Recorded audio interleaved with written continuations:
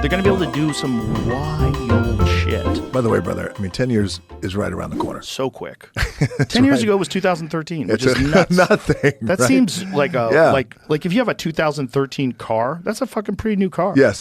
So, you know, Right, how man. was that 10 years ago?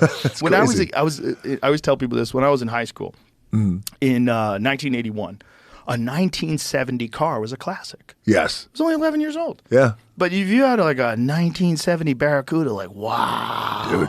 look at that fucking thing. Yeah. It was a classic already. But time seemed to move different then. Like 10 years back then seemed like a long fucking time. And as society and technology and innovation just spins at this insane, ever rapid pace, 10 years feels like nothing. Dude, it's the acceleration that we live in today. Mm-hmm. Yeah, absolutely. Yeah, there's so much going on. And I think when that does happen, there's two What was battles. your first car? My first car was a 1973 Chevelle. Well, how old were you? I was 16. Yeah, I was 16. Yeah. Yeah, it was a hunk of shit. I think I bought it for $350. I'm positive I bought it for $350. Yeah. It was worth $300. It died the next day.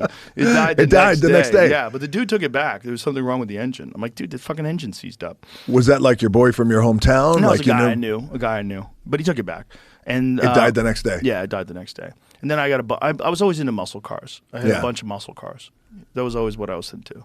You know? Well, how old were you when you got your first one? 16. Okay, so I'm 15. I'm in a bar in Nashville, and I had no business being in a bar. It was downtown Nashville, and on Lower Broad, because at that time I had this fantasy in my head that I was going to be a country music singer.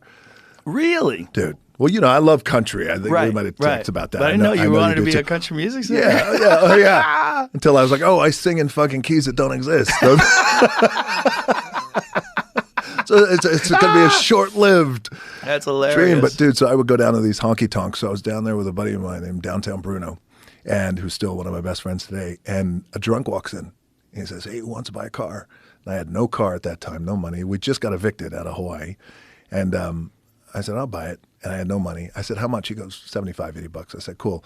I tell Bruno, how much money you got? He goes, I only got 40. I said, give me 40. So I give it to the drunk, who was probably high too as well. And I said, here, I'll come back and give you the other 40. It was, so speaking of cool cars, it was a 77 Thunderbird. Ooh. Right? Blue. There you go. That was it. Only cleaner. That's it. But Look so at that. dude, so check this out. So it was a hunk of shit. This is a beautiful one here on the screen, but mine was a hunk of shit. Give the drunk $40. I said, all right, hey, I'll come back and give you the rest tonight. I get in the vehicle. I start driving down the road. Downtown Bruno's following me in his car. I'm like, fuck, I got my first car. You know how it is when you're a kid, right? You're like, this is it, brother. This is it. I'm driving down the road on I-65 down to Nashville, and I hear a lot of noise, some rustling.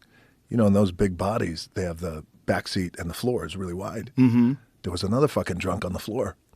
Oh, no. And then and he was rather, I was like, what the fuck? He's in the car. He's in the car. So I pull over, and he's just high as fuck. He's probably a crackhead. And I was like, dude, I bought the car. You got to get out.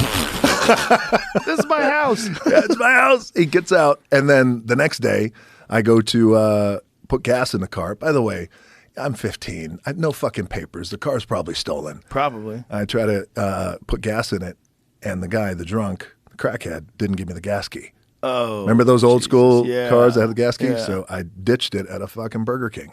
Bah! That was my first car. You get the Chevelle that broke down the next day. You just left it there? I had no Why choice. Why didn't you just jimmy the thing open? It's because even at that time, and I appreciate me as a 15-year-old, I'm like, you know what? I don't think the universe really wants me to have this fucking car. And by the way, my mom's going to come. She goes,